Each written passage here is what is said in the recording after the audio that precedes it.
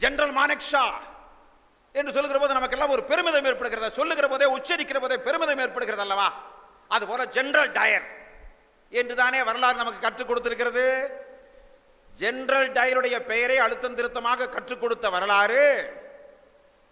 ஆனா hero of Jallian வாலாபாக் என்று ஒரு ஆங்கிலத்தில் ஒரு பெரிய புத்தகம் வந்திருக்கிறது, ஆய்வு புத்தகம் வந்திருக்கிறது.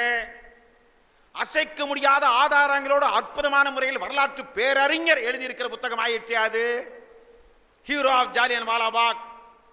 ஏன் அந்த புத்தகம் மாணவர்களிடத்தில் அறிமுகப்படுத்தப்படவில்லை? அந்த புத்தகம் ஏன் மக்களுக்கு பொதுவாக சொல்லப்படவில்லை? நான் இந்த இடத்தில் வருத்தத்தை தெரிவிக்கிறேன். சொல்ல வேண்டியவர்களும் கூட சொல்வதில்லை. சொல்லக்கூடாது என்பதால் அல்ல, அறிந்து கொள்வதில்லை, தெரிந்து கொள்வதில்லை, தேடல் என்பதில்லை. சரி, சொல்லக்கூடாது என்று நினைத்து திட்டமிட்டு மறைக்கக்கூடியவர்கள் சொல்வதில்லை. அதை நமக்கு தெரிகிறது, புரிகிறது. சொல்ல வேண்டியவர்கள் சொல்ல வேண்டும் அல்லவா? ஹீரோ ஆஃப் ஜாலியன் வாலாபாக் என்ற ஒரு புத்தகத்தை அறிமுகப்படுத்த வேண்டும் அல்லவா? எழில் கொஞ்சுகிற இமயத்திலே இருந்து முக்கட சங்கமிக்கின்ற குமரி முனை வரை இந்திய துணைக்கண்டத்தில் இருக்கிற இளைஞர்கள் அத்தனை பேர் வாசிக்க வேண்டிய புத்தகம் அல்லவா ஹீரோ ஆஃப் ஜாலியன் வாலாபாக்? யார் ஹீரோ ஆஃப் ஜாலியன் வாலாபாக்? அந்த புத்தகத்தை வாசிப்பது ஒரு பக்கம் இருக்கட்டும். யார் ஹீரோ ஆஃப் ஜாலியன் வாலாபாக்? நான் ஹீரோ ஆஃப் ஜாலியன் வாலாபாக் யார் என்று பள்ளிக்கூடங்கள் இதுவரைக்கும் நான் கேட்டதில்லை. ஜாலியன் வாலாபாக் என்ற பெயர், என்ற ஊரின் பெயர், என்ற பூங்காவின் பெயர், என்ற இடத்தின் பெயர் யார் யாருக்கெல்லாம் தெரியும் என்று கேட்பேன். அத்தனை மாணவர்களும் கை தூக்குவார். கேள்விப்பட்டிருக்கிறோம். அந்த பெயரை காதிலே கேட்டிருந்தால் போதும், கை தூக்குங்கள். அது எந்த மாநிலம் என்று நான் கேட்க மாட்டேன், எந்த பகுதி என்று கேட்க மாட்டேன், அதில் என்ன முக்கியத்துவம் என்று கேட்க மாட்டேன். அந்த ஊரின் பெயரை, பகுதியின் பெயரை, பூங்காவின் பெயரை காதில் கேட்டிருந்தால் கை தூக்குங்க. அத்தனை பேரும் கை தூக்குகிறார். சரி, அந்த ஜாலியன் வாலாபாக் என்று சொன்ன பிறகு ஒரு மனிதன் பெயர், அது 10-15 பேர் கை தூக்குகிறார்கள். அத்தனை பேரும் ஜெனரல் டயர் என்று தான் சொல்கிறார்கள். ஆனால் ஹீரோ ஆஃப் ஜாலியன் வாலாபாக் என்ற ஒரு பெரிய புத்தகம் இருக்கிறது. நான் ஹீரோ யார் என்று கேட்கவே இல்லை. ஆனால் அதற்கு பிறகு நான் தான் அந்த புத்தகத்தை விலக்கி சொல்லி, ஹீரோ ஆஃப் ஜாலியன் வாலாபாக் என்றால் சைஃபுதீன் கிச்சுலு என்று சொல்லக்கூடிய ஒரு பாரிஸ்டர், பாரட்லா படித்தவர், அவர்தான் ஹீரோ ஆஃப் ஜாலியன் வாலாபாக். ஜாலியன் வாலாபாக் என்று சொல்லக்கூடிய அந்த மிகப்பெரும் தர்ம யுத்தத்திற்கு தலைமையேற்றவர் சைஃபுதீன் கிச்சுலு. அவர் ஒரு பாரிஸ்டர், பாரட்லா படித்தவர், மிகச்சிறந்த நாவலர். அந்த சத்தியாகிரக போராட்டத்துக்கு 2 பேர் தலைமையேற்றார்கள். ஒருவர் சைஃபுதீன் கிச்சுலு, இன்னொருவர் சத்யபால் டாங். சத்யபால் டாங் என்பவர் மருத்துவர். ஆனால் ஹீரோ ஆஃப் ஜாலியன் வாலாபாக் என்ற புத்தகம் சைஃபுதீன் கிச்சுலு அவர்களை பற்றி எழுதப்பட்ட புத்தகம். அப்படி என்றால் அந்த போராட்டத்தை தலைமையேற்று நடத்தியவர் யார், அந்த போராட்டம் எத்தன்மை ஆனது என்று இந்த பிஞ்சு குழந்தைகளுக்கு, அக்னி குஞ்சுகளுக்கு நாம் கற்றுக் கொடுக்கவில்லை. வில்லன் யார் என்று அந்த பெயரை மட்டும் நெஞ்சில் கல்வெட்டாய் பதிய வைத்திருக்கிறோம். மக்களின் விரோதி யார், இந்திய மக்களை, தேசபக்தர்களை சுட்டுக் கொன்றவன், சிட்டுக்குருவியை போல் சுட்டுக் கொன்றவன் யார், அவன் பெயரை நாடு பூராவிலும் நெஞ்சில் பதிய வைத்துவிட்டு யார் அந்த போராட்டத்திற்கு உண்மையாக தலைமையேற்று தியாகம் செய்தானோ அவன் பெயரை சௌகரியமாக மறைத்திருக்கிறோமே. இந்த தேசத்தில் அந்த தேசபக்தி, தேசபக்தி என்ற சொல் இப்போது கேலிக்குரிய சொல்லாக மாறி வருகிறது. யார் தேசபக்தன்? நான் இந்த அவையில சொல்ல விரும்புகிறேன். பேராசிரியர் இளங்கோ அவர்கள் சொன்னார்கள், 2001ஆம் ஆண்டு 1997 இந்திய சுதந்திரத்தின் 50வது ஆண்டு, இந்திய சுதந்திரத்தினுடைய 50வது ஆண்டு பொன் விழா 1997. அந்த 1997 ஜீவா முழக்கம் என்ற ஒரு வார இதழ் வந்தது. தா பாண்டியன் அவர்கள் அதுக்கு ஆசிரியராக இருந்தார்.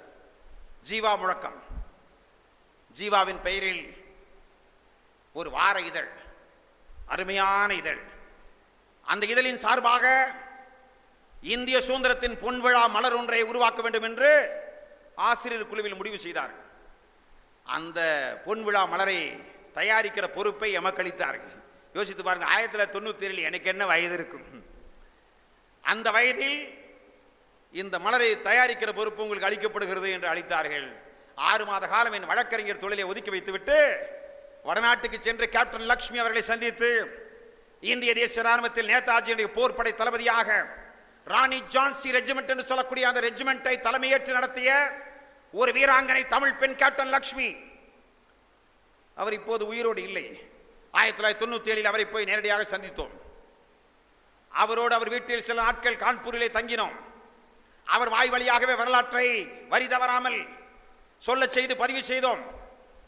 அவ்வாறெல்லாம் சென்று பதிவு செய்து அந்த கால பெட்டகமாக இருந்த அந்த மலரை தயார் செய்தோம். ஆகவே தேச விடுதலையும் தியாக சுடர்களும் என்று சொல்லி அந்த மலரில் வந்த கட்டுரைகளை தொகுத்து ஒரு புத்தகமாகவும் பின்னாலே வந்திருக்கிறது. அது பெரிய ஏறத்தாழ ஒரு 600 பக்கங்கள் கொண்ட பெரிய மலர். இப்போது நீங்கள் ஆகவேதான் இந்த மலரை இது போன்ற மலர்களை தயாரிக்கிற அனுபவம் என்னிடத்தில் இருந்த காரணத்தால் தான் இந்த மலரை பார்த்தவுடன் நான் மற்றற்ற மகிழ்ச்சி அடைந்தேன். இது கால பெட்டகம் என்று சொன்னேன். ஆகவே அதற்கு பிறகு விடுதலை வேள்வியில் தமிழகம், விடுதலை போராட்டத்தில் தமிழகத்தினுடைய பங்கு, இதை 2000 ஆண்டு 1200 பக்கங்களில் 2 பாகங்களாக வெளிக்கொண்டு வந்தோம். அதே கேப்டன் லட்சுமி அவர்களை கான்பூரில் இருந்த 50 ஆண்டு காலம் தமிழகத்துக்கு வராத ஒரு தமிழ் பெண், அவர் ஷேகல் என்று சொல்லக்கூடிய பஞ்சாபி மாநிலத்தைச் சேர்ந்தவரை திருமணம் செய்து கொண்டார். அவர் பஞ்சாப் மாநிலத்தைச் சேர்ந்தவர். அவருக்கு 2 மகள்கள். சுபாஷினி என்பவள் முதல் மகள், கான்பூரில் நாடாளுமன்ற உறுப்பினராக கூட வெற்றி பெற்றார். அவர் முகமது அலி என்று சொல்லக்கூடிய ஒரு இஸ்லாமியரை திருமணம் செய்து கொண்டார். ஆகவே சுபாஷினி அலி. ஆகவே அத்தகைய அவர் மறுபடியும் தமிழ்நாட்டுக்கு வர வேண்டிய அவசியம் ஏற்படவில்லை. ஆனால் இந்த புத்தகத்தை வெளியிடுவதற்காக தமிழ்நாட்டுக்கு வர வைத்தோம். காமராஜர் அரங்கத்தில் ஏறத்தாழ ஒரு 5000 மக்கள் முன்னணியில் கேப்டன் லட்சுமி அவர்கள் அந்த விடுதலை வேள்வியில் தமிழகம் என்ற புத்தகத்தை வெளியிட்டார். அதன் 3வது பாகம் இப்போது தயாராகி கொண்டிருக்கிறது. 3 பாகங்களும் ஆங்கிலத்திலும் இந்தியிலும் கொண்டு வருகிறோம். நான் ஏன் இதை குறிப்பிடுகின்றேன் என்றால், எங்களுக்கெல்லாம் தேசபக்தி இல்லையா? நாங்களெல்லாம் தேச விரோதிகளா? இவர்களெல்லாம் தேசபக்தர்களா? விடுதலை போராட்ட காலத்தில் வெள்ளையனுக்கு வெண்சாமர் வீசிக்கொண்டிருந்த விடுதலை போராட்டத்துக்கும் இவர்களுக்கும் எந்த சம்பந்தமும் எந்த காலத்திலும் இருந்ததில்லை என்பதை ஆணித்தரமாக நான் எடுத்து சொல்ல விரும்புகிறேன். விடுதலை போராட்ட காலத்தில் வெள்ளையனை வெளியேறுகின்ற இயக்க காலத்திலே காட்டிக் கொடுத்தவர்கள் யார்? பொது உடைமை இயக்கங்கள் கூட அது பற்றியான விமர்சனம் இருக்கிறது. ஆனால் அதற்கு என்ன காரணம்? வரலாற்று காரணம் என்ன? உலகமே 2ஆக பிளந்தது, நேச நாடுகள், அச்சு நாடுகள் என்று. ஹிட்லர், முசோலினி, டோஜோ என்று சொல்லக்கூடிய அந்த 3 பேரும் ஒரு அணி. நேச நாடுகள் அமெரிக்கா, நேர் எதிராக இருக்கிற ரஷ்யா, கிரேட் பிரிட்டன், இவர்களெல்லாம் ஒன்றாக சேர்ந்து ஹிட்லரை முறியடிக்க வேண்டும் என்று முடிவு செய்தார்கள். அது சம்பந்தமான உலக அரசியல் காரணமாக 1942 நடைபெற்ற வெள்ளையனை வெளியேறு இயக்கத்தில் சில விமர்சனங்கள் இருக்கின்றன. ஆனால் எந்த காலத்திலாவது தேசத்தை காட்டி கொடுத்தவர்கள், தேசத்துக்கு எதிரானவர்கள் என்று யாராவது ஒருவர், நான் எந்த இயக்கத்தை சார்ந்தவன், உங்கள் முன்னாலே உங்கள் சகோதரனாக நிற்கிற நான் காங்கிரஸ் இயக்கத்தை சார்ந்தவன் அல்லன். ஒருவேளை காங்கிரஸ் இயக்கத்தை சார்ந்தவனாக நான் இருந்தால் அது காங்கிரஸ் இயக்கத்தின் வரலாறு என்பதால் இவர் தயாரித்தார் என்று சொல்லலாம். நான் அந்த இயக்கத்தை சார்ந்தவன் அல்லன். ஆனால் விடுதலை வேள்வியில் தமிழகம் என்று சொல்லக்கூடிய 2 பாகங்களுடைய அந்த புத்தகத்தில் அட்டைப்படத்தில் யார் படத்தை போட வேண்டும், ஒரே ஒருவர் படம் போட வேண்டும், யார் படம் போட வேண்டும் என்று ஒரு 5-6 மாத காலம் அது பற்றி ஆலோசித்துக் கொண்டே இருந்த ஒரே ஒருவர் படம். யார் படம்? இந்திய நாட்டுக்கு ஒரே ஒருவர் படம் என்றால் யார் படம்? அதை நீங்க இருக்கிற அத்தனை பேருமே சொல்லிவிடுவீர்கள், கேள்வியே வேண்டியதில்லை. மோத்திலால் நேரு படம் என்று யாராவது சொல்வார்களா? பாலகங்காதர திலகர் சொன்னாரே, அவரெல்லாம் பெரிய விடுதலை போராட்ட வீரர் என்பதில் சந்தேகம் இல்லை. ஆனால் ஒரே ஒருவர் படம் போட வேண்டும் இந்திய விடுதலை போராட்டத்திற்கு என்றால் மகாத்மா காந்தியடிகள் படம் தான் என்று நாம் அத்தனை பேரும் ஒன்றாகத்தான் சொல்ல போகிறோம். அந்த கருத்தை ஏற்காதவர்கள் கூட அதேபோல் தமிழ்நாட்டுக்கு யார் ஒருவர் படம் போட வேண்டும்? ஆலோசித்து யோசித்து யோசித்து தீர்க்கமாக வரலாற்று சுவடுகள் அத்தனையும் ஆய்ந்து கடைசியிலே முடிவு செய்தோம், கப்பலோட்டிய தமிழன் வ.உ. சிதம்பரம் பிள்ளையின் படம் மட்டும்தான் அட்டை படத்தில் போட வேண்டும் என்று. உங்களில் சிலர் பார்த்திருப்பீர்கள், தமிழன் எக்ஸ்பிரஸ் என்று சொல்லக்கூடிய ஒரு இதழ், வார இதழ் வந்தது, இப்போது வருவதில்லை. அதில் ஒரு கேள்வி கேட்டிருந்தார், இந்திய விடுதலை போராட்டத்தில் இஸ்லாமியர்களுக்கு பங்கு இல்லையா? இதுதான் கேள்வி. அதுக்கு பதில் என்ன சொன்னார் தெரியுமா? நீங்கள் விடுதலை வேள்வியில் தமிழகம் வாசிக்கவில்லையா என்பதுதான் பதில். ஒரு கேள்வியே பதிலாகிற்று. நான் ஒன்றும் இஸ்லாமியர்கள் எப்படியாவது அவர்கள் இடம் ஒதுக்கீடு மாதிரி எங்காவது தேடி பிடித்துக் கொண்டு வர வேண்டும் என்று நான் நினைக்கவில்லை. பொதுவான நிலையில இருந்து ஆய்வு செய்த போது எத்தனை இஸ்லாமிய பெருமக்கள் இந்திய விடுதலை போராட்டத்தில் ஈடுபட்டிருக்கிறார்கள் என்பதை அசைக்க முடியாத ஆதாரங்களோடு அந்த புத்தகத்தில் நிறுவி இருக்கிறோம். அதேபோல் ஜார்ஜ் ஜோசப் என்று சொல்லக்கூடிய ஒரு கிறிஸ்துவர் தான் அவர் பாரிஸ்டர் பாரட்லா. அவர் தானே வைக்கம் போராட்டத்திற்கே காரணமானவர். அவர் தானே தந்தை பெரியாரையே கேரளாவுக்கு வரவழைத்தவர். அவர் தானே குடும்பத்தோடு அத்தனை பேரும் சிறை சென்றவர். அவர் தானே காந்தியடிகளில் இருந்து அத்தனை பெரும் தலைவர்களாலும் நேசிக்கப்பட்டவர். ஆகவே நான் இந்த மணிமண்டபத்தில் இருக்கிற நல்ல மனிதர்களாகிய உங்கள் நெஞ்சில் ஆழமாக பதிய வைக்க விரும்புவது, வரலாற்றை ஆழ்ந்து சார்புத்தன்மை இல்லாமல் வாசித்து அந்த வரலாற்றின் சாரை எடுத்து நமக்கென்ன வரலாறு இருக்கிறது என்பதை நாடுபூராவிலும் இருக்கிற இளைஞர்கள் நெஞ்சில் ஆழமாக பதிய வைக்க வேண்டும். நான் கேட்கிறேன், குண்டு வைத்து சுட்டு கொன்றவன் பெயரை பாட புத்தகத்தில் சொல்லிவிட்டு அந்த விடுதலை போராட்டத்துக்கு தலைமையேற்றவன் பெயரை சொல்லப்படவில்லை என்று ஒரு கருத்து மட்டுமல்ல, நாமும் கூட இந்திய வரலாற்றை இன்னும் ஆழமாக வாசித்துவிட்டு சார்புத்தன்மை இல்லாமல் அந்த வரலாற்றை எடுத்துச் சொல்ல வேண்டும் அல்லவா? நான் இந்த அருமையான அவையிலே இன்னொரு கருத்தை பதிவு செய்கின்றேன். வாசிப்பு என்பது சுவாசிப்புக்கு நிகரானது. மரியாதைக்குரிய ஏபிஜே அப்துல் கலாம் அவர்கள் ஈரோடு புத்தக திருவிழாவுக்கு 2 முறை வருகை புரிந்தார். 2009ஆம் ஆண்டு ஈரோடு புத்தக திருவிழாவின் 5வது ஆண்டு நிறைவு விழா. கலாம் அவர்கள் மேடையிலே வந்து நின்ற போது கீழே அமர்ந்திருந்த மக்களின் எண்ணிக்கை எவ்வளவு பேர் தெரியுமா? ஈரோட்டின் வரலாற்றில் அதற்கு முன்பும் அதற்கு பின்பும் இல்லை என்று வரலாறு அறிந்த மூத்த பெருமக்கள் அத்தனை பேரும் சொன்னார்கள். 1,00,000 பேர் கலாம் அவர்கள் உரையை கேட்டார்கள். 1 மணி நேர உரை. ஈரோடு புத்தக திருவிழாவில் அவர் ஆற்றிய உரை. அந்த உரையில் ஒரு இடத்தில் உருக்கமாக சொன்னார்கள், உங்களில் பலர் அந்த உரைக்கு பிறகு நீங்கள் செய்தித்தாளில் வெளிவந்த துண்டு செய்தியின் மூலமாக அறிந்திருப்பீர்கள். குறிப்பாக பேராசிரியர் பெருமக்கள் ஆசிரியர் பெருமக்கள் அனைவரும் தெளிவாக அறிந்திருப்பார்கள். அந்த இடத்திலே சொன்னார், நாங்களும் மேடையிலே பக்கத்திலே தானே இருந்தோம். அவர் முகத்தை டைட் க்ளோஸ்அப் என்று சொல்கிறோமே அதுபோல பக்கத்திலே இருந்து எப்படி பரவசத்தோடு பார்த்து கொண்டு தானே இருந்தோம். 1,00,000 மக்கள் முன்னிலே அவர் ஆற்றிய உரை. அவர் கல்லூரி மாணவனாக இருந்த காலத்தில் சென்னையில் MITயிலே படித்துக் கொண்டிருந்த போது முதல் ஆண்டு அவுட்ஸ்டாண்டிங் ஸ்டூடெண்டாக தேர்வு செய்யப்பட்டிருக்கிறார். முதல் ஆண்டின் மிகச்சிறந்த மாணவன். அதற்கு டாக்டர் லட்சுமணசாமி முதலியார் என்று அப்போது சென்னை பல்கலைக்கழகத்தின் துணைவேந்தராகவும் மிகச்சிறந்த கல்வியாளராகவும் இவர் படித்த MITயினுடைய கவர்னிங் போர்டு சேர்மனாகவும் இருந்தவர் டாக்டர் லட்சுமணசாமி முதலியார். அவர் அவுட்ஸ்டாண்டிங் ஸ்டூடெண்ட் என்று சொல்லக்கூடிய அந்த பெரிய விருதை அளித்து அவருக்கு பாராட்டுவதற்காக ஒரு பெரிய புத்தகத்தை பரிசீலித்தார். இதைத்தான் மேடையிலே சொன்னார். ஆகவே 1 வார காலம் கழித்து அந்த புத்தகம் கைக்கு வந்த பிறகு 1 வார காலம் கழித்து விடுதி திடீரென்று விடுமுறை விட்டு விட்டார்கள். விடுதியில் இருந்த அத்தனை பேரும் வீட்டுக்கு சென்று விட்டார்கள். என் வீடு ராமேஸ்வரத்தில் இருக்கிறது, வெகு தூரம் செல்ல வேண்டும். நான் அடிக்கடி வீட்டுக்கு செல்வதை வழக்கமாக கொள்ளவில்லை. ஆகவே தன்னந்தனியாக நான் விடுதியிலே இருந்தேன். விடுதி காப்பாளர் கூட இல்லை. அந்த நேரத்தில் திடீரென்று எனது மாமா அவர் சொன்னார், என் மாமா தாய் வழி மாமா ட்ரங்க் கால் செய்தார். இப்படி சொல்லிவிட்டு குழந்தை மாதிரி சொன்னார். அப்பெல்லாம் செல்போன் கிடையாது என்ற விஷயம் வேற சொல்லிட்டு ட்ரங்க் கால் செய்தார். புயல் ராமேஸ்வரத்தில் மையம் கொண்டு விட்டது என்ற தகவலை சொன்னார். ஐயோ, அப்பா அம்மாவுக்கு என்ன ஆயிற்றோ தெரியவில்லையே என்று பதட்டம் அடைந்தேன். உடனடியாக ராமேஸ்வரம் செல்ல வேண்டும் என்று விரும்பினேன். ஆனால் செல்வதற்கு என்னிடத்திலே பணம் இல்லை. நண்பர்களிடத்தில் வாங்கலாம் என்றால் நண்பர்கள் ஒருவரும் இல்லை, காப்பாளரும் இல்லை. ஏதோ உணவு சாப்பிடுவதற்கு மட்டும் ஒரு சிறு தொகையினிடத்தில் இருக்கிறது தவிர பேருந்தில் ஏறி செல்வதற்கு வாய்ப்பில்லை. சரி, என்ன செய்யலாம் என்று யோசித்த போது என் அலமாரியில் வைத்திருந்த ஒரு 10 நாட்களுக்கு முன்பு எனக்கு கிடைத்த அந்த பொக்கிஷமான பரிசு இருக்கிறதே, அதை அப்படியே அந்த புத்தகத்தை எடுத்தேன். பெரிய புத்தகம், அன்றே மிகப்பெரிய விலை உயர்ந்த புத்தகம். அந்த புத்தகத்தை எடுத்துக்கொண்டு என்ன செய்யலாம் என்று யோசித்து மூர் மார்க்கெட்டுக்கு ஓடினேன். ஏனென்றால் மூர் மார்க்கெட்டிலே தான் அடிக்கடி பழைய புத்தகங்களை நான் வாங்குவேன். அங்கு போய் இந்த புத்தகத்தை கொண்டு போய் மண்டியிட்டு, நான் பழைய புத்தகம் அடிக்கடி வாங்குவேனே அந்த மனிதரிடம் அதை சொல்லுகிற போது அவர் ரொம்ப உருக்கமா சொன்னாரு, ரொம்ப நிகழ்ச்சியோட சொன்னாரு, அந்த மனிதர் பெரிய மனிதர். இன்னும் என்ன நடந்ததுன்னே அவர் சொல்லல. அந்த மனிதர் பெரிய மனிதர், அவர் குடிமை வைத்திருந்தார், ரொம்ப வயதானவர், இன்றும் அவரை நினைத்து பார்க்கிறேன் என்றெல்லாம் வர்ணித்தார்.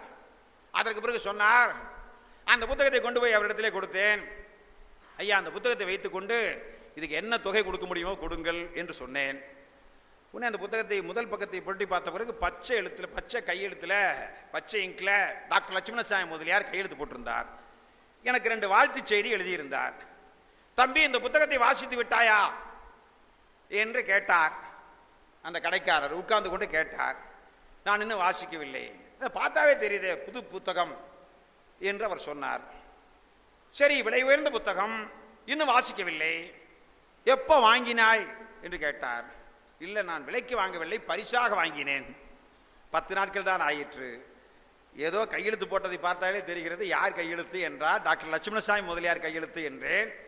இவ்வளவு பெரிய மனிதர் கையெழுத்து போட்டு கொடுத்திருக்கிறார், உனக்கு பரிசாக கிடைத்திருக்கிறது, நீ பழைய புத்தகானுக்கு விற்பதற்காக வந்திருக்கிறாயே என்று சொல்லிவிட்டு, என்ன காரணத்திற்காக விற்கிறாய் என்று கேட்டார். நான் காரணத்தை சொல்லாமல் மழுப்பினேன். கடைசியாக சொல்லியே ஆக வேண்டும் என்று சொன்ன பிறகு கடைசியாக வேறு வழி இல்லாமல் சொன்னேன். சொன்னிட்டு அப்படியே கண்கலங்கிய நிலையிலே கலாம் சொன்னார், எவ்வளவு பெரிய மனிதர், எவ்வளவு பெரிய மனிதர் என்று சொல்லிவிட்டு அந்த புத்தகத்தை கொண்டான்னு சொல்லி, உனக்கு ராமேஸ்வரம் போய் விட்டு வரக்க எவ்வளவு ரூபாய் ஆகும் என்று கேட்டார். ரூபாய் 60 என்றேன். உடனே கல்லாப்பட்டியிலிருந்து 60 ரூபாயை கொடுத்து, இந்த புத்தகத்தை நான் பாதுகாப்பாக வைத்திருக்கிறேன், நீ ராமேஸ்வரம் போய்விட்டு வா, நீ வந்த பிறகு அந்த பணத்தை பெற்றோரிடத்தில் வாங்கி கொண்டு வா, வந்தால் இந்த புத்தகத்தை திருப்பி தருகிறேன், நான் யாருக்கும் விற்க மாட்டேன், இவ்வாறு பரிசு கிடைத்த புத்தகத்தை விற்கக்கூடாது என்று அந்த பெரிய மனிதர் சொன்னார் என்று நான் தழுதலுக்கு மேடையிலே பேசினார். சொல்லிவிட்டு ஊருக்கு போய்விட்டு 4-5 நாட்கள் கழித்து திரும்பி வந்தார். நான் திரும்பி வந்து நேரா பஸ்ஸில் இருந்து இறங்கணும்னு பேருந்திலிருந்து கீழே இறங்கிய பிறகு மூர் மார்க்கெட்டுக்கு ஓடினேன். ஓடிய போது எனக்கு கொஞ்சம் சந்தேகம், ஏனென்றால் அது கிடைக்காத புத்தகம், பெரிய புத்தகம், விலை உயர்ந்த புத்தகம். அந்த கடைக்காரர் வைத்திருக்கிறாரா, விலை வந்து விட்டதை என்று விற்று விட்டாரா என்று சந்தேகப்பட்டேன். ஆனால் நான் போய் மேலே என்னை பார்த்த பிறகு, நீ யார் என்றெல்லாம் நினைவு கொள்ளும் கேட்காமல் அப்படியே நினைவில் வைத்து உடனே போய் அவர் அலமாரியிலிருந்து புத்தகத்தை என்னை பார்த்தவுடன் என்னென்றே கேட்காமல் புத்தகத்தை எடுத்து வந்தார். புத்தகத்தை என் கையிலே கொடுத்தார். நான் ரூபாய் 60 தயாராக வைத்திருந்து அவர் கையிலே திருப்பி கொடுத்தேன். போய்விட்டு வந்து விட்டாயா என்று சிரித்தார். சொல்லிவிட்டு, அவர் ரொம்ப பெரிய மனிதர், அவர் பெரிய மனிதர், இந்த பெரிய சபையில் அவருக்கு நன்றி சொல்லுகிறேன் என்றார். சொல்லிவிட்டு சொன்னார், அந்த புத்தகம் என் கையை விட்டு வெளியே போனது, அந்த புத்தகத்தின் பெயர் தியரி ஆஃப் எலாஸ்டிசிட்டி என்ற அறிவியல் புத்தகம். அந்த அறிவியல் புத்தகத்தை என் கையை விட்டு வெளியே போய் அதற்கு பிறகு எனக்கு திரும்பி வந்ததல்லவா, அது மட்டுமல்ல, என் பெற்றோர் பரிதவித்து கிடக்கிற பெற்றோரை போய் பார்ப்பதற்கு பயன்பட்டதல்லவா.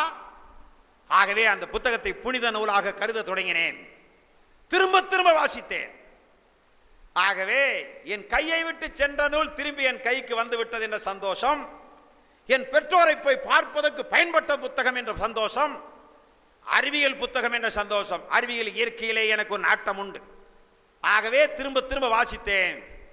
அந்த புத்தகத்தை அந்த காலத்திலேயே திரும்ப திரும்ப திரும்ப வாசித்த காரணத்தால் தான் நான் குடியரசுத் தலைவராக பின்னாலே வருவதற்கான அஸ்திவாரமாக ஒரு புத்தகம் இருந்திருக்கிறது. அவ்வாறு புத்தகத்தை நான் அந்த காலத்தில் வாசித்ததால் தான் அறிவியல் மேதை, அறிவியல் மேதை என்ற அறிமுகமானதால் தான் குடியரசுத் தலைவர், குடியரசுத் தலைவர், முன்னாள் குடியரசுத் தலைவர் என்ற அங்கீகாரத்தால் தான் இந்த புத்தக திருவிழாவுக்கே நான் அழைக்கப்பட்டிருக்கிறேன். இந்த புத்தக திருவிழாவில் பேசுவதற்கு நான் அழைக்கப்பட்டதற்கு ஒரு புத்தகம்தான் காரணம் என்று அப்துல் கலாம் சொன்னார். ஒரே ஒரு புத்தகம், நீங்கள் வரலாற்றில் வாசித்து பார்த்தால் ஒரே ஒரு புத்தகம். இந்த புத்தக இந்த நூலகத்தை இந்த இடத்திலே 90 ஆண்டு காலமாக பாதுகாத்த அந்த புண்ணியம் செய்த மனிதர்களை நினைத்து பார்க்கிறேன். நூலகம் என்றால் விளையாட்டா? நான் 30 ஆண்டுகளுக்கு முன்பு ரஷீத் பாய் என்ற ஒரு பெரியவர், மிக பழுத்த மனிதர், ஈரோடு பிராமண பெரிய அக்ரஹாரம், பெயர் தான் பிராமண பெரிய அக்ரஹாரம், அது முழுக்க முழுக்க கோட்டை கூப்பத்தை போல இஸ்லாமிய பெருமக்கள் வாழக்கூடிய பகுதி ஈரோடு பிராமண பெரிய அக்ரஹாரம், பிபி அக்ரஹாரம் என்று சுருக்கமாக சொல்வார்கள். அங்குதான் ரஷீத் பாய் அவர்கள் வாழ்கிறார். அங்கு தோல் பதனும் தொழில் நடப்பதை நீங்கள் அறிவீர்கள். ஈரோடு தோல் பதனும் தொழிலுக்கு ஒரு புகழ்மிக்க இடம். அந்த தோல் பதனும் தொழிலாளர் சங்கத்துடைய பொறுப்பாளராக நான் இருந்தேன். ஆகவே அந்த பகுதிக்கு அடிக்கடி செல்கிற வாய்ப்பை பெற்றேன். ரஷீத் பாய், அவருக்கு இளைஞர் ரஷீத் என்று அழைப்பார்கள், இளைஞர் ரஷீத் என்பார்கள். ஆனால் அவர் வயது 85. அவரை அப்போதும் இளைஞர் ரஷீத் என்று, மணிச்சுடர் என்ற இதழ் இருக்கிறது அல்லவா, அந்த இதழினுடைய முகவராக இருந்தார். இந்த மணிச்சுடர் என்ற இதழை முதல்ல எனக்கு அறிமுகப்படுத்தியவர் அவர்தான். நான் அடிக்கடி சென்று அவரிடத்திலே பேசுகிற போது, அவர் நல்ல மனிதர், எளிய மனிதர், ஒரு 5ஆம் வகுப்பு 6ஆம் வகுப்பு தான் படித்தவர், ஆனால் ஏராளமான புத்தகங்களை வாசித்தவர். இந்த பள்ளி படிப்பு, கல்லூரி படிப்பு இதெல்லாம் 2ஆம் பட்சம், தேவைதான், தேவையில்லை என சொல்லவில்லை. ஆனால் அதைவிட தேவை என்னவென்றால், பள்ளி கல்லூரிகளுக்காக பரிந்துரைக்கப்பட்டிருக்கிற புத்தகங்களை காட்டிலும் நூலகங்களுக்கு சென்றும் புத்தக சந்தைகளுக்கு சென்றும் பாட புத்தகம் அல்லாத புத்தகங்களை யார் ஆர்வத்தோடு வாசிக்கிறார்களோ அவர்கள் தான் பாடத்திலும் சிறந்து விளங்குவார். ஆகவே அந்த மாதிரி இருந்த காலத்தில் நான் இந்த ரஷீத் அவர்களை சந்திக்கிற வாய்ப்பை பெற்றேன். அவர் அடிக்கடி பேசுவார், ஆனால் அவரிடத்தில் ஆன்மீகம் பேசுவார். ஆனால் வெறும் மதம் சார்ந்து பேச மாட்டார், அனைத்தும் சார்ந்து பேசுவார். அறிவியலை பேசுவார், தொழிலாளர்கள் நிலையை பற்றி பேசுவார், தொழில் நிலையை பற்றி பேசுவார், மணிச்சூழலை பற்றி பேசுவார், அதில் வந்த கட்டுரை பற்றி பேசுவார், அப்துல் சமத் அவர்களை பற்றி, அந்த அப்துல் சமத் அவர்களை பற்றி பேசுவார், நிறைய சொல்லுவார். நல்ல மனிதர்.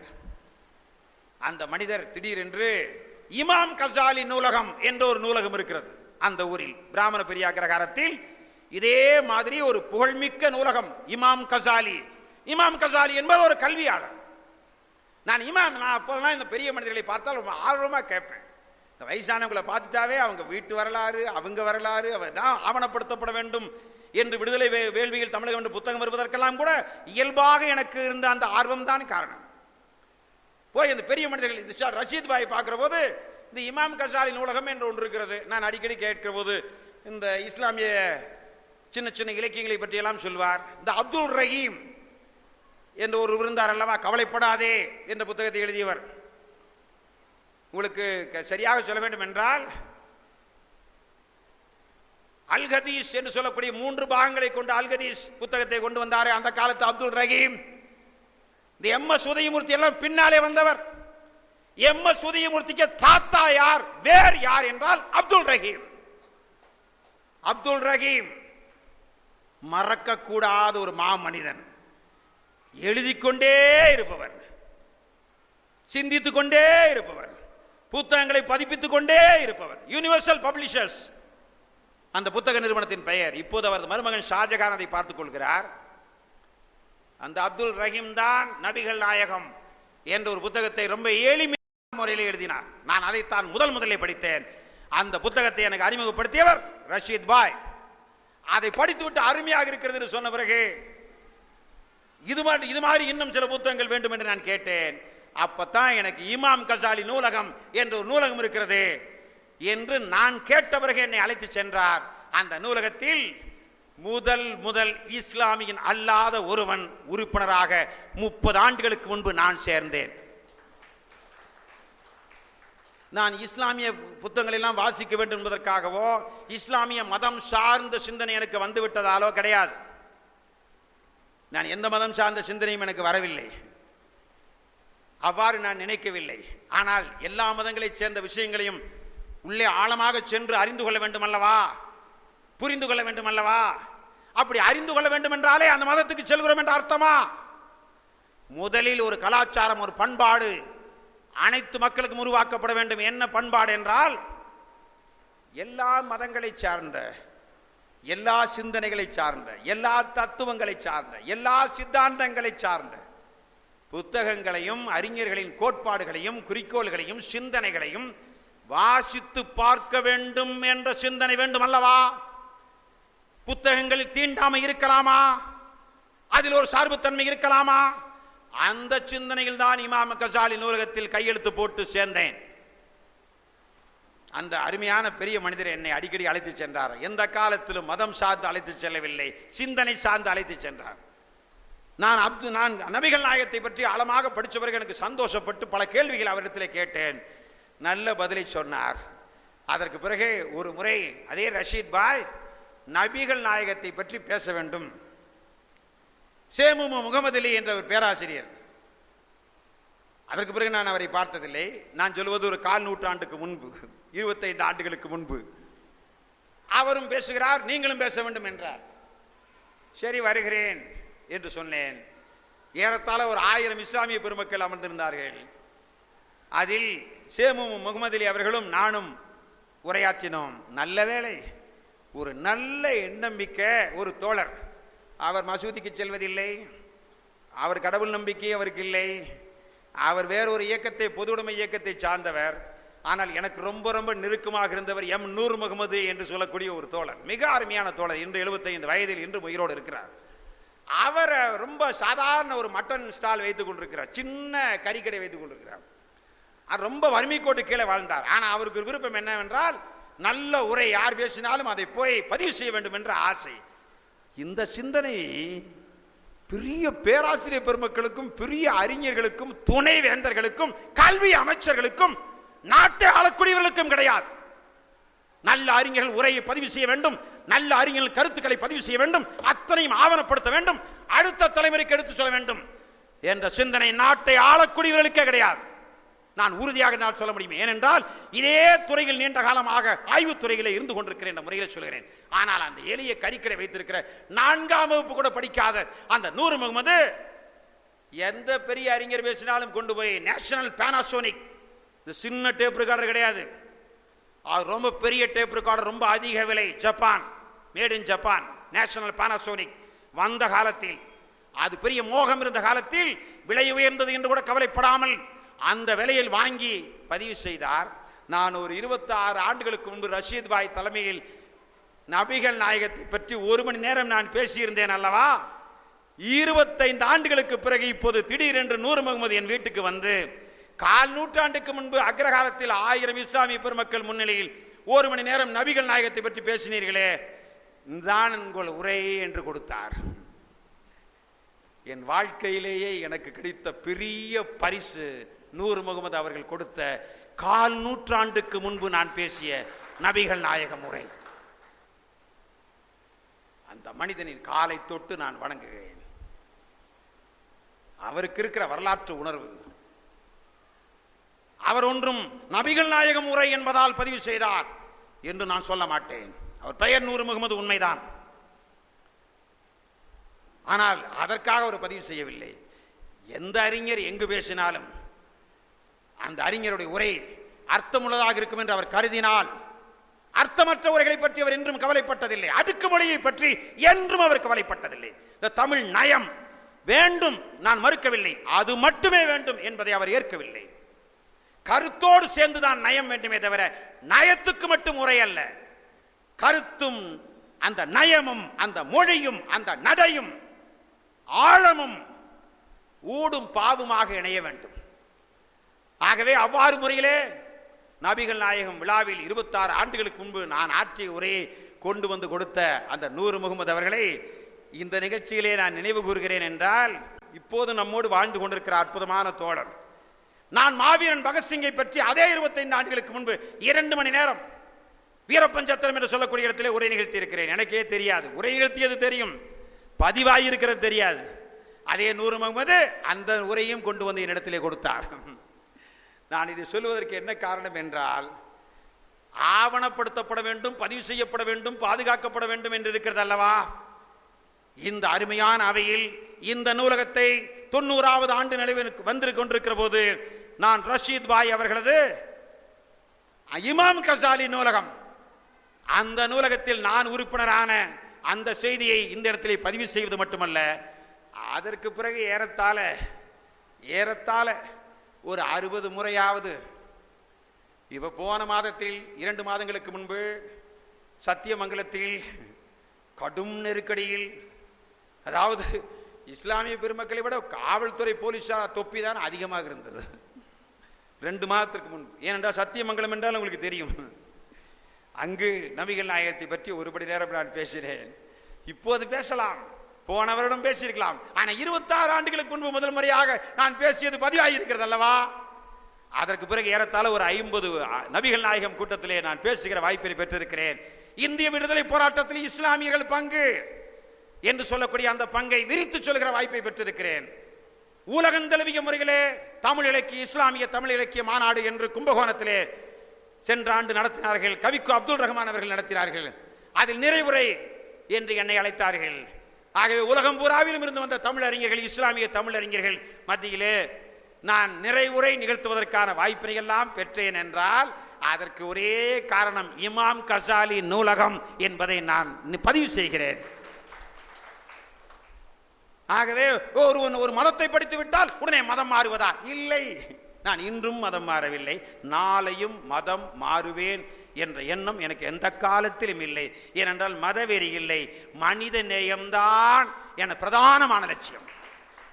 எந்த காலத்திலும் ஒரு மனிதனை மத அடையாளத்தோடு நாம் பார்த்ததில்லை. ஏனென்றால் நான் வளர்ந்த பல்கலைக்கழகம், என்னை வளர்த்த பல்கலைக்கழகம் என்னை மனிதனாக மட்டும்தான் வளர்த்ததே தவிர ஒரு மதம் சார்ந்தவனாக, மதப்பிடிப்புள்ளவனாக, மாற்று மதத்தை சார்ந்தவனை பார்க்கிற போது மாற்று மதத்தை சார்ந்தவன் என்ற கருத்தை நெஞ்சிலே கொண்டு வரக்கூடியவனாக என்னை வளர்க்கவில்லை. ஏனென்றால் நான் பயின்ற பல்கலைக்கழகம் சென்னை பல்கலைக்கழகம் அல்ல, கோவை பாரதியார் பல்கலைக்கழகம் அல்ல, திருச்சி பாரதிதாசன் பல்கலைக்கழகம் அல்ல, டெல்லி ஜவஹர்லால் நேரு பல்கலைக்கழகம் அல்ல. அப்படியானால் எந்த பல்கலைக்கழகம்? பொது உடைமை இயக்கம் என்ற பல்கலைக்கழகத்தில் நான் வளர்ந்தேன். அந்த இயக்கம் மனிதனை பற்றி மட்டும்தான் சொல்லிக் கொடுத்தது. ஆகவே அவ்வாறு வளர்வதற்கான வாய்ப்பு எனக்கு கிடைத்தது. விடுதலை வேள்வியில் தமிழகம் இப்போது 3வது பாகம் தயாராகி கொண்டிருக்கிறது என்று வருகிற போது அத்தனை பேருடைய அந்த உழைப்பையும் ஒன்றாக விடுதலை வேள்வியில் யார் யாரெல்லாம் வியர்வை சிந்தினார்கள், செக்கிழுத்தார்கள், துப்பாக்கி தோட்டாவுக்கு முன் இரையானார்கள், எத்தனை பேர் நடு ரோட்டில் நாய் அடித்து கொல்லப்படுவதில் கொல்லப்பட்டார்கள் என்ற வரலாற்று செய்திகளை எல்லாம் வரி தவறாமல் ஆவணப்படுத்துகிற அந்த பணியிலே ஈடுபட்டுக் கொண்டிருக்கிற இந்த காலத்தில், இந்த சூழ்நிலையில் ஈரோட்டில் புத்தக திருவிழா நடைபெறுகிற போது உள்ளபடியே இஸ்லாமிக் ஃபவுண்டேஷன் ட்ரஸ்ட் என்று சொல்லக்கூடிய இந்த அமைப்பாக இருந்தாலும் சரி, அல்லது வேறு பல புத்தக நிறுவனங்களாக இருந்தாலும் சரி, தொடர்ந்து 12 ஆண்டுகளாக அவர்களது இலக்கியங்களையும் புத்தகங்களையும் நான் எப்படி நூலகத்திற்கு சென்று வாசிக்கிற வாய்ப்பை பெற்றேனோ அதுபோல மற்றவர்களும் அந்த வாய்ப்பை பெற வேண்டும் என்பதற்காக அந்த புத்தக திருவிழாவில் அரங்குகளை ஒதுக்கி, ஏன் இந்த 2 ஆண்டுகளாக சிங்கப்பூர் அருமை பெரியவர் முஸ்தபா அவர்கள் ஒரு அருமையான புத்தக நிறுவனத்தை சென்னையில் வைத்திருக்கிறாரே, ஆகவே அந்த புத்தக நிறுவனத்திற்கு கூட 2 ஆண்டுகளாக ஆங்கிலத்தில் இஸ்லாமிய இலக்கியமும் இந்திய விடுதலை போராட்டத்தில் இஸ்லாமியர்கள் பங்கும் அத்தனையும் அந்த புத்தக வழியாக வெளிவந்திருக்கிறதே, அதை மக்கள் அனைவரும் வாசிக்க என்பதற்காக புத்தக திருவிழாவில் நல்ல வாய்ப்பளித்து அத்தனை பேரும் சமமாக இருக்கிற ஈரோடு புத்தக திருவிழாவை பொறுத்தளவில் இஸ்லாமிய நண்பர்கள் ஆண்டுதோறும் வந்து என்ன கேட்பார்கள் தெரியுமா? ஏனென்றால் அது என்ன மாதம்? ஆகஸ்ட் மாதம், அது ரம்ஜான் நோன்பு இருக்கிற மாதம். அந்த நேரங்களிலே வருகிற போது எங்களுக்கு புத்தக திருவிழா உரையை 6 மணியிலே இருந்து கேட்க வேண்டும், தொழுவதற்கு தனியான ஒரு இடத்தை ஒதுக்கி கொடுங்கள் என்று அவர்கள் வந்து கேட்டு, அவர்கள் சகோதரர்களாக, நண்பர்களாக, தோழர்களாக எங்களோடு 2 கலந்து அந்த புத்தக திருவிழாவை வெற்றிகரமாக நடத்துவதற்கு தோளோடு தோள் நிற்கிற தோழர்களாக அவர்கள் விளங்குகிறார்கள். நூற்றுக்கணக்கான இஸ்லாமிய பெருமக்கள் மாலை நேரத்தில் ஈரோடு புத்தக திருவிழாவின் ஒரு பகுதியிலே தொழுது கொண்டிருக்கிற காட்சியை நீங்கள் பார்க்கலாம். தீபாவளி இந்துக்களுக்கு பண்டிகை, இஸ்லாமியர்களுக்கு பண்டிகை ரம்ஜான், கிறிஸ்துவர்களுக்கு பண்டிகை கிறிஸ்துமஸ் என்றால் ஈரோட்டு மக்களுக்கு மட்டுமல்ல அனைத்து மக்களுக்குமான பொது பண்டிகையாக ஈரோடு புத்தக திருவிழா நடைபெறுகிறது. அது வெறும் புத்தக திருவிழா அல்ல, அது அறிவு சார்ந்த, சிந்தனை சார்ந்த, மத நல்லிணக்கத்தை கொண்டு வருகிற, மனித நேயத்தை வளர்க்கிற, ஒரு மகத்தான சமுதாய மாற்றத்தை உருவாக்குவதற்கான அடித்தளமிடுகிற திருவிழா. இதை கோட்டை குப்பத்திலே இருந்த இந்த நல்ல நிகழ்ச்சியை நடத்தக்கூடிய நண்பர்கள் எப்படியோ இனம் கண்டு நீங்கள் தான் வர வேண்டும் என்று அவர்கள் கேட்டுக்கொண்டார்கள். ஆகவே அவர்கள் அன்புக்கு கட்டுப்பட்டு வந்தது மட்டுமல்ல, உங்களை எல்லாம் சந்தித்ததில் மகிழ்ச்சி. வா சுப்பையா அவர்களது கட்டுரையை ரொம்ப அரிதின்மை என்று நல்ல வரலாற்று சான்றோடு எழுதிய எல்லை சிவக்குமார் அவர்களும் இந்த அருமையான கூட்டத்திலே அந்த கட்டுரையாளரும் நான் பேச பேச உள்ளே வந்து உட்காருகிற காட்சியும் எனக்கு ரொம்ப சந்தோஷம் அளிக்கிறது. அமைச்சர் விஸ்வநாதன் அவர்கள் வந்து சென்றார்கள் சொன்னீர்கள். மரியாதைக்குரிய இளங்கோ அவர்கள் இந்த கூட்டத்திற்கு தலைமை ஏற்பது சால பொருத்தமாகும். அருமையான பேராசிரியர், இந்த சிந்தனை உள்ள பேராசிரியர், இந்த கருத்தோட்டம் உள்ள பேராசிரியர், கலைக்காக அல்ல மக்களுக்காக என்ற கருத்துள்ள இலக்கிய பேராசான் ஜீவா அவர்கள் வழியில் இம்மையும் பிசுறாமல் நடைபோடுகிற பேராசிரியர் தலைமையிலே இந்த அருமையான நிகழ்வு நடப்பது கண்டு நான் மற்றெல்லாம் மகிழ்ச்சி அடைகின்றேன். மனிதநேய மக்கள் கட்சியுடைய மாநில செயலாளர் அப்துல் சமத் சகோதரர் அவர்கள் பேசிய அந்த உரையும் நான் கேட்டேன்.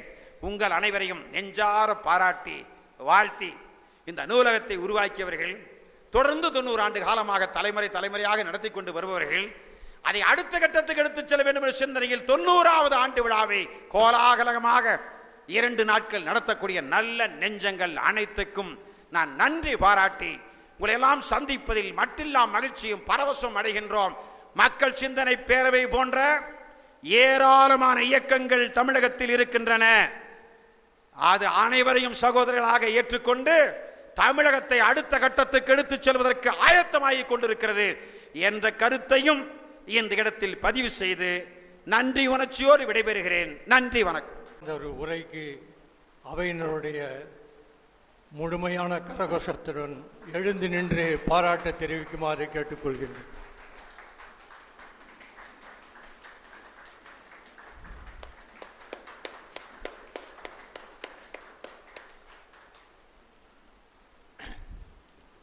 பிஸ்மில்லாஹிர் ரஹ்மானிர் ரஹீம்.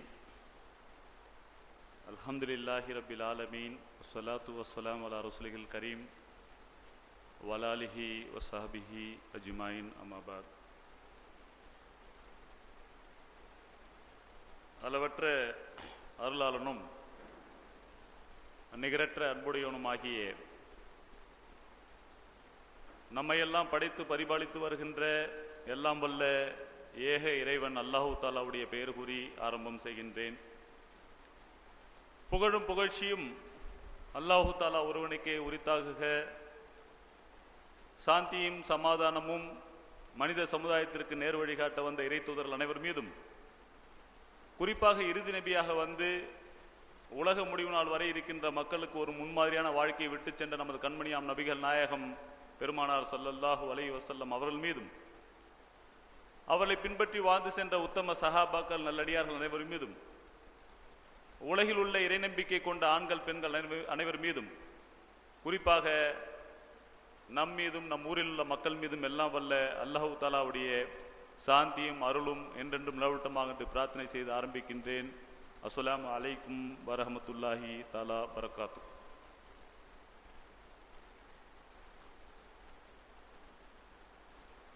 அஞ்சுமன் நுஸ்ரத்தில் இஸ்லாம் 90ஆம் ஆண்டு நூலக பெருவிழா.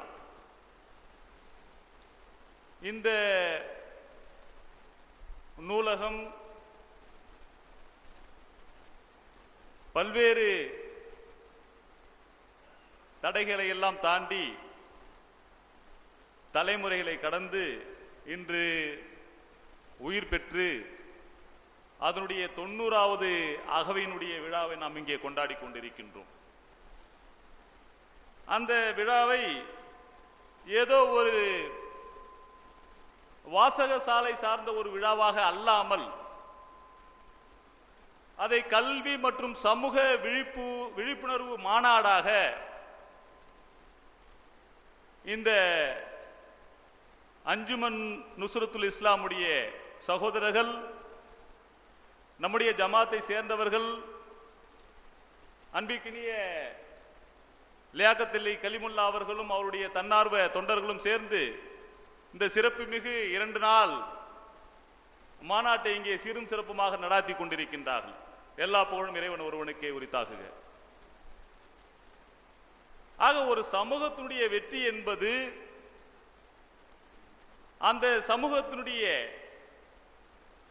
கல்வியறிவோடு சேர்ந்தது. இஸ்லாம் என்பதே இஸ்லாத்திற்கு முந்தைய காலத்தை பற்றி பொதுவாக சொல்லும் போது ஜாகிலியா காலம் என்று சொல்வார்கள். ஆக அறியாமை காலத்தை அறியும் காலமாக மாற்றியது இஸ்லாம். அதனால்தான் நபிகள் நாயகம் பெருமானார் ஸல்லல்லாஹு அலைஹி வஸல்லம் அவர்களுக்கு இறங்கிய முதல் வசனமே இக்ரா பிஸ்மி ரப்பி கல்லதி ஹலக் என்று சொல்லப்படுகின்ற ஓதுவீராக உம்முடைய இறைவனுடைய படைத்தனுடைய பெயரை கொண்டு என்பதாக சொல்லப்படுகின்ற 96வது அத்தியாயத்தினுடைய முதல் வசனம் நபிகள் நாயகம் பெருமானார் ஸல்லல்லாஹு அலைஹி வஸல்லம் அவர்களுக்கு வஹியாக இறக்கப்பட்டது என்பது நாம் எல்லாம் அறிந்தது. ஆக ஒரு சமுதாயம் அறியாத சமுதாயத்தை அறியும் சமுதாயமாக மாற்றியதுதான் இஸ்லாத்துடைய மிக முக்கியமான விஷயம். ஆனால் துரதிர்ஷ்டவசமாக இன்று முஸ்லிம்கள் கல்வியை விட்டு மிக தூரமாக இருக்கின்ற ஒரு நிலையை நாம் பார்க்கணும். நேற்று கூட நம்முடைய சிறப்பு விருதாக கலந்து கொண்ட இயக்குனர் அவர்கள் அற்புதமான முறையில் இந்த அவையிலே ஒரு விஷயத்தை பதிவு செய்தார்கள். என்னவென்று சொன்னால், நபிகள் நாயகம் பெருமானாருடைய அந்த புகழுரைகளை எல்லாம் சொல்லிக்கொண்டே வரும்பொழுது, இப்படிப்பட்ட ஆளுமையை பெற்றுக் கொண்டிருக்கின்ற முஸ்லிம் சமுதாயமாகிய நீங்கள் ஏன் நபிகள் பெருமானாரையும் இஸ்லாத்தையும் பொதுவாக மக்கள் மத்தியிலே கொண்டு சேர்க்கவில்லை என்று கேட்டுவிட்டு கூடவே ஒரு அழுத்தமான கருத்தை இங்கே பதிவு செய்தார். என்னவென்று சொன்னால், அதற்கு காரணம் முஸ்லிம் சமுதாயம் கல்வியிலிருந்து மிகவும் தூரமாகி கொண்டிருக்கிறது என்ற விஷயத்தை சொல்லி காட்டினார்கள். ஆகவே அன்பிற்குரியவர்களே, இந்த நூலக பெருவிழா என்பது ஒரு சமூகத்துடைய இருப்பை அடையாளப்படுத்துகின்ற ஒரு விழாவாக இங்கே கொண்டாடப்பட்டுக் கொண்டிருக்கின்றது. அந்த வகையிலே இந்த குழுவினர்களுக்கு என்னுடைய மனமார்ந்த வாழ்த்துக்களையும் பாராட்டுகளையும் இந்த நேரத்தில் தெரிவித்துக் கொள்கின்றேன். இந்த 2 நாள் நிகழ்வு பல்வேறு அமர்வுகளை கொண்டதாக இருந்து கொண்டிருக்கின்றது. நூலக அரங்கு, அதற்கு பிறகாக விழிப்புணர்வு, சமுதாய விழிப்புணர்வு அரங்கு, அதனைத் தொடர்ந்து வாழ்வியல் வழிகாட்டி அரங்கு, அதனைத் தொடர்ந்து மார்க்க விழிப்புணர்வு அரங்கு, அதனைத் தொடர்ந்து சுழலும் சொல்லரங்கு, மகளிர் விழிப்புணர்வு அரங்கு என்று பல்வேறு அரங்குகளை கொண்டதாக இருக்கின்றது. அந்த வகையிலே நாம் எல்லாம் இப்பொழுது மார்க்க விழிப்புணர்வு அரங்கில் இருந்து கொண்டிருக்கின்றோம். ஆண்டோர்களும் சான்றோர்களும் அறிஞர் பெருமக்களும் இங்கே குழுமி இருக்கின்றார்கள். ஆக அன்பிற்குரியவர்களே, இஸ்லாத்தை பொறுத்தவரை 2 அடிப்படையான கடமைகள் இருக்கின்றது. முதலாவது கடமை என்னவென்று சொன்னால், ஹுக்கூக்குல் இபாத் என்று ஹுக்கூக்குல்லா என்று சொல்லப்படுகின்ற அல்லாஹ் தஆலாவுக்கு செய்ய வேண்டிய கடமைகள், உரிமைகள் சம்பந்தப்பட்டவை. இரண்டாவதான அடிப்படை என்னவென்று சொன்னால், ஹுக்கூக்குல் இபாத் என்று சொல்லப்படுகின்ற மக்களுக்கு செய்ய வேண்டிய உரிமைகள், கடமைகள் சம்பந்தப்பட்ட ஒரு வணக்கம் என்பதை நாம் புரிந்து கொள்ள வேண்டும். அல்லாஹ்வுக்கு செய்ய வேண்டிய கடமைகள், உரிமைகளிலே நாம் பலகீனப்படுவோம் என்று சொன்னால், நாம் தவறிழைப்போம் என்று சொன்னால், அல்லது நாம் செய்யாமல் விட்டுவிடுவோம் என்று சொன்னால், அல்லாஹ் தஆலா நாடினால் நம்மை மன்னித்து விடுவான்.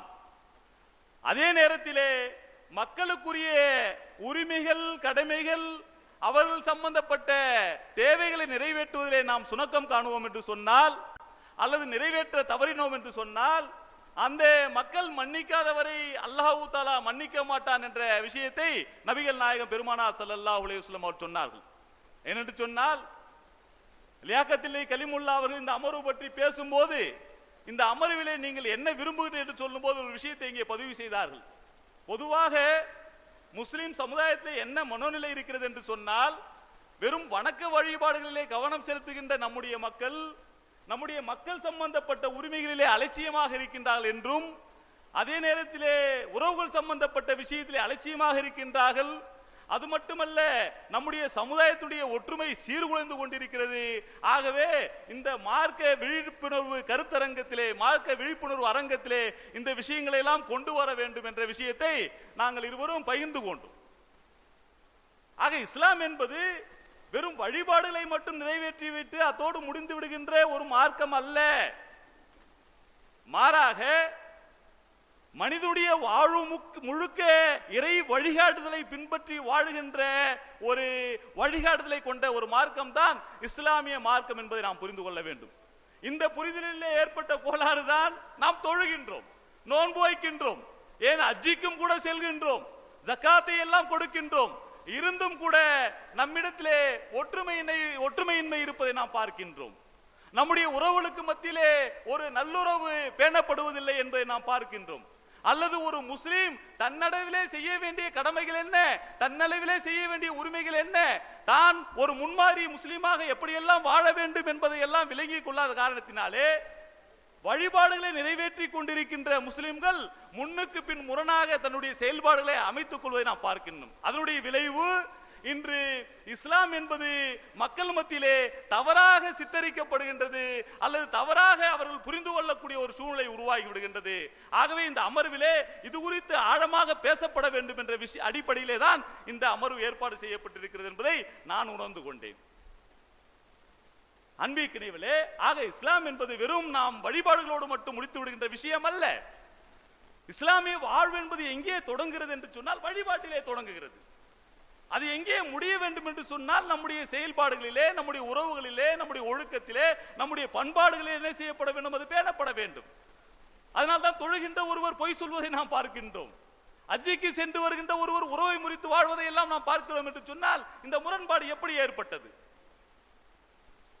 ஆக இந்த இஸ்லாத்தினுடைய அடிப்படை விஷயம் அல்லாஹ்வுக்கு செய்ய வேண்டிய உரிமைகள் கடமைகளை செய்ய வேண்டும், அதே நேரத்தில் மக்களுக்கு செய்ய வேண்டிய உரிமைகள் கடமைகளும் செய்ய வேண்டும். ஒரே ஒரு நபி மொழியை மட்டும் இந்த நேரத்தில் உங்களுக்கு நினைவூட்டி விட்டு நான் அமர்கின்றேன். நபிகள் நாயகம் பெருமானார் ஸல்லல்லாஹு அலைஹி வஸல்லம் அவர்கள் ஒரு முறை கேட்டார்கள், திவாலாகி போனவன் யார் என்று கேட்டார்கள்.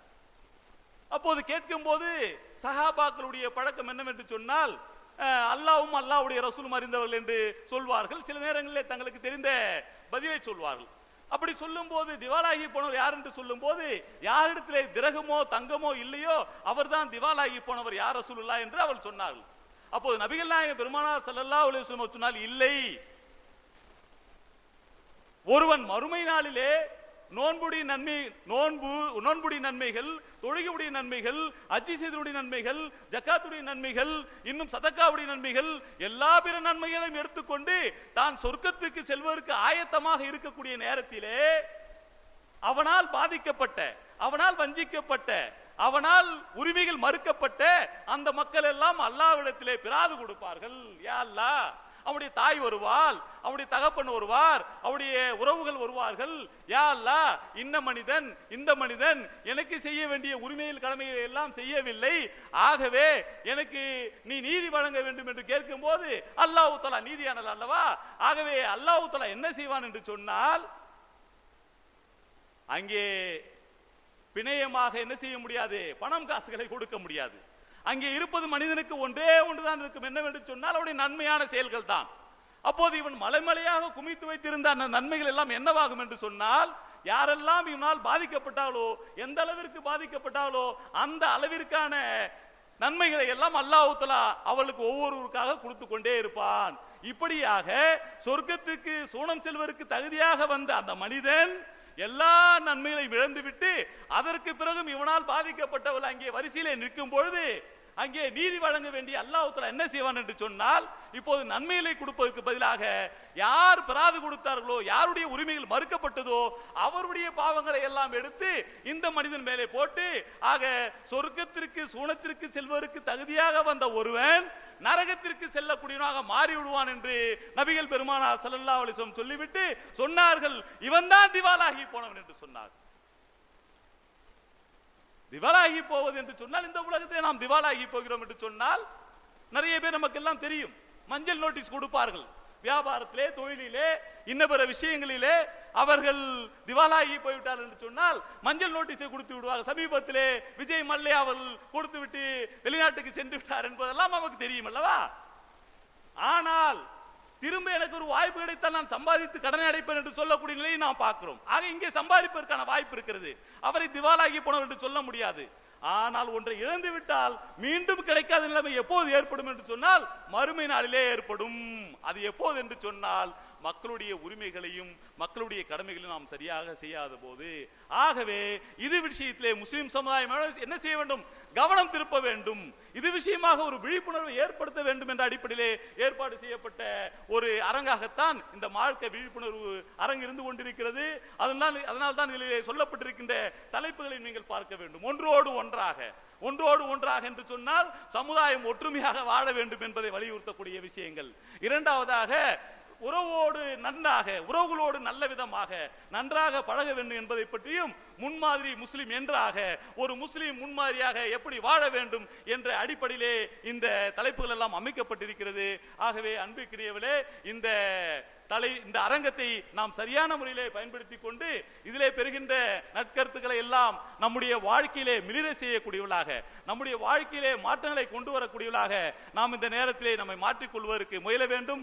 அல்லாஹ் தஆலா அதற்கான நமக்கு தௌஃபீக் செய்ய வேண்டும் என்ற பிரார்த்தனையோடும், அதே நேரத்திலே இந்த அஞ்சுமன் நுஸ்ரத்துல் இஸ்லாம் இந்த 2 நாள் மாநாட்டை வெகுவாக பாராட்டி அவர் அல்லாஹ் இதிலே மக்கள் வரவில்லை என்பதற்காகவோ மக்கள் குறைந்து விட்டால் என்பதற்காகவோ தங்களுடைய பணியை நிறுத்திவிட வேண்டாம். மாறாக நேற்று அவர்கள் டைரக்டர் இயக்குனர் அவர்கள் சொன்னது போல வந்தவர்களை கொண்டு பெருமைப்படுவங்கள், வராதவர்களை கொண்டு கவலைப்படாதீர்கள் என்று சொன்னாலே, அதுபோல வந்தவர்கள் இவர்கள் தான் நம்முடைய பொட்டன்ஷியல், இவர்கள் தான் நம்முடைய சொத்து. இப்போ இவ்வளவு பேரும் இருக்கின்றார்களே, இவர்களை கொண்டு எவ்வளவு பெரிய மாற்றத்தை ஏற்படுத்த முடியும் என்ற உணர்வோடு இந்த பணிகளை முன்னெடுத்து செல்வோம் என்று சொன்னால் இன்ஷா அல்லாஹ் சும்மா இன்ஷா அல்லாஹ் கோட்டை குப்பத்திலே ஒரு மிக சிறந்த மாற்றத்தை உருவாக்க முடியும். அந்த மாற்றத்தை நோக்கி நாம் எல்லாம் பயணப்படுவோம் என்பதாக இந்த நேரத்திலே கூறிக்கொண்டு என்னுடைய துவக்க உரையை நிறைவு செய்கின்றேன். எல்லா புகழும் அல்லாஹ் ஒருவனுக்கே உரித்தாகுக. அஸ்ஸலாமு அலைக்கும் வரஹ்மத்துல்லாஹி தஆலா பரகாத்துஹு.